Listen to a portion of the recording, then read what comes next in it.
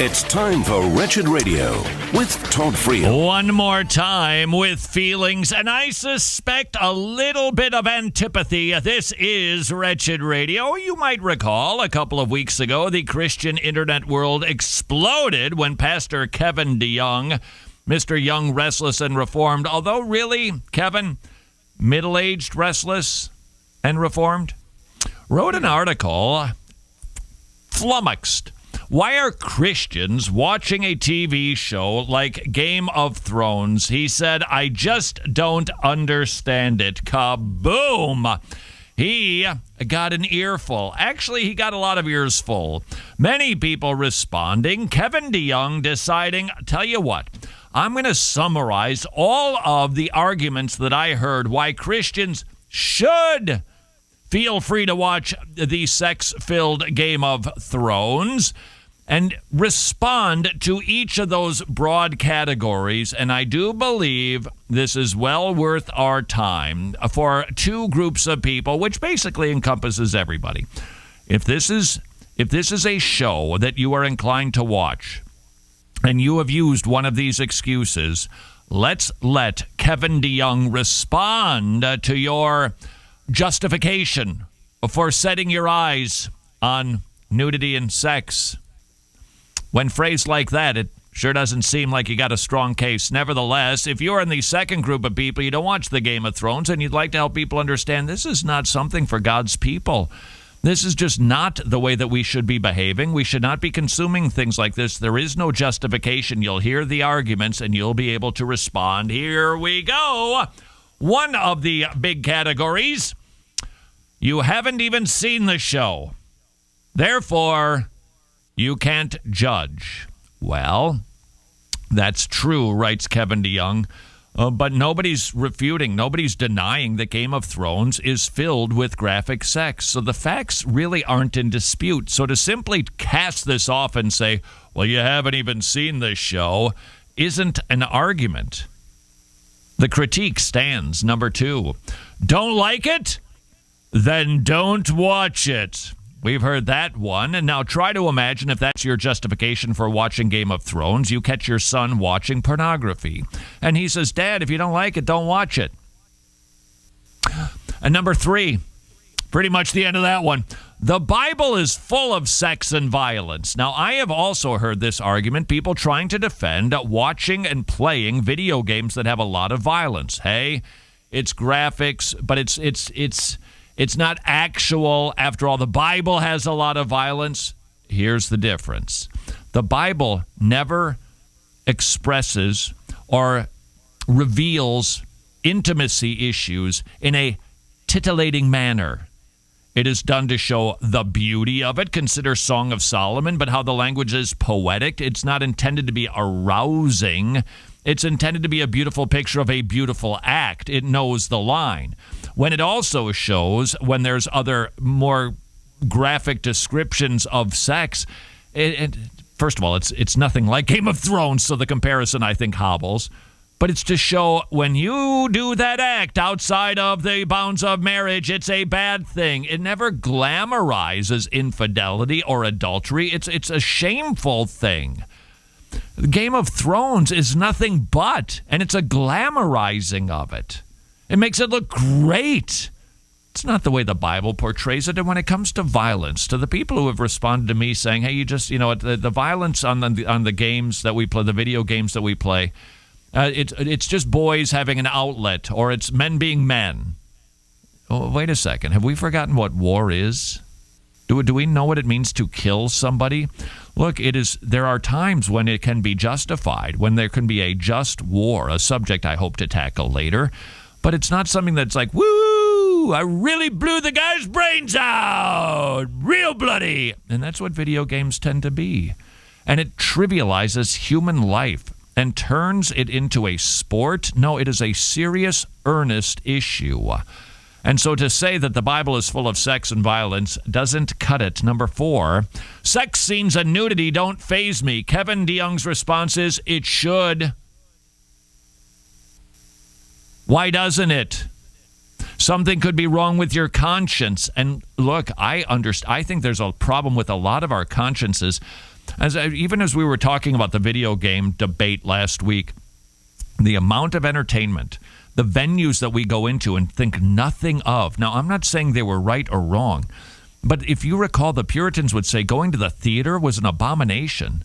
Imagine what they'd say about cable TV. Imagine what they'd say about Game of Thrones. They'd be shocked.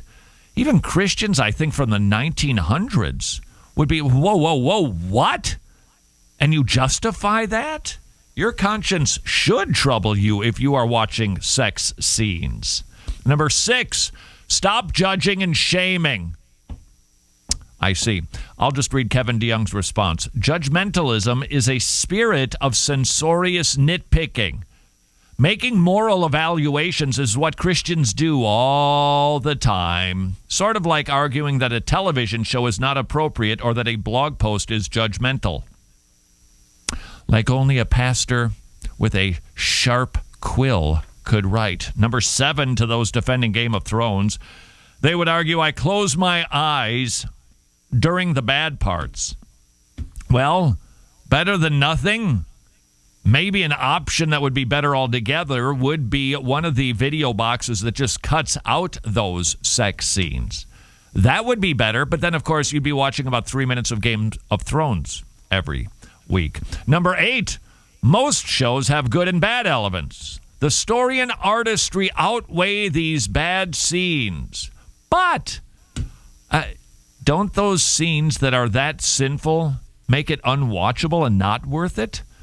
Sort of like picking up Playboy for the articles, thumbing through Sports Illustrated swimsuit edition just to enjoy the pictures of the pretty beaches. Number 9, I watched the show to engage my coworkers with the gospel. Kevin DeYoung responds, maybe you could evangelize better by explaining why watching Game of Thrones is sinful. Number 10, don't we have more important things to worry about? I love that one. Really scraping the bottom of the barrel on that subject, aren't we? Sorry, having a flashback. Kevin DeYoung says there's always 1,000 more important issues that we could be addressing, but then again, there are also 1,000 more important things we could be doing rather than watching graphic sex scenes on television. Schlam. The problem with these rebuttals is that they make an assumption, namely, it is okay to watch sensual entertainment, as if it's somehow a gray area. It's a middle thing. It isn't. And so Kevin DeYoung summarizes, from Adam and Eve scrambling for fig leaves, to the dishonorable nakedness of Noah, to the embarrassingly exposed buttocks of David's men. Certain aspects of our bodily selves are meant to be hidden. That's what Paul is presuming when he speaks of our unpresentable parts, treated with greater modesty. 1 Corinthians 12:23, Rexella. There's a reason that they're called, private parts. Outside of marriage, we aren't meant to show them. And we aren't meant to see them either. Does anyone think the Apostle Paul, or Jesus for that matter, would have been cool with the sensuality of Game of Thrones? I know it's been used a bit tritely. Next time you turn on Game of Thrones, invite Jesus to come and sit on the couch with you. You've got to watch this. The artistry is incredible. It's a great storyline. The color and the music, it's really great. You got to watch this, Savior. Pure one, holy one. You're going to love this. Just close your eyes during the bad scenes, even though you have to open them up to see when the bad scenes are done, and you're usually not going to judge it right. Just go ahead, Jesus. Hard to imagine, isn't it? Take the medium of television out of it.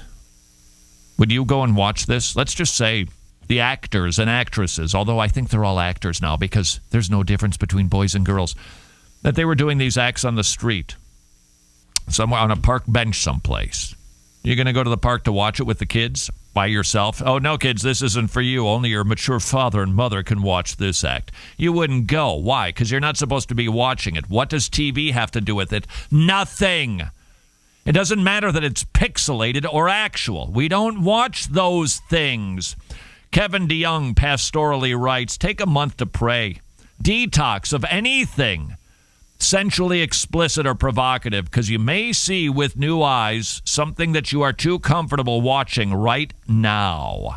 You may start to feel a nagging conviction. I got myself some sin issues I wasn't aware with, and come to grips with the casual approach to sexual sin. Kevin DeYoung, we're so awash in sensuality that many Christians have no idea how compromised they've become. And I might suggest that could be you regarding video games and violence. I trust you're not watching the sexual ones, but what about the violent ones? Is it possible that you too are desensitized in that area? We're talking about the taking of human life. Some game, just shoot him down. I got to get to that wall. Shoot him down. I got to get to that helicopter. Shoot him down. I got to take that village. What? Are you desensitized? Only in a hypersexual, pornographic, saturated culture like ours could we think graphic sex scenes are no big deal. Kevin DeYoung, hopefully one last time. This is Wretched Radio. Thanks for listening to the Wretched segment du jour. If you'd like more Wretched, you can listen to the most current stream for free at wretched.tv/listen, or you can become a club member and listen to our entire archive. Wretched, reaching the lost, equipping the saints, and strengthening the local church.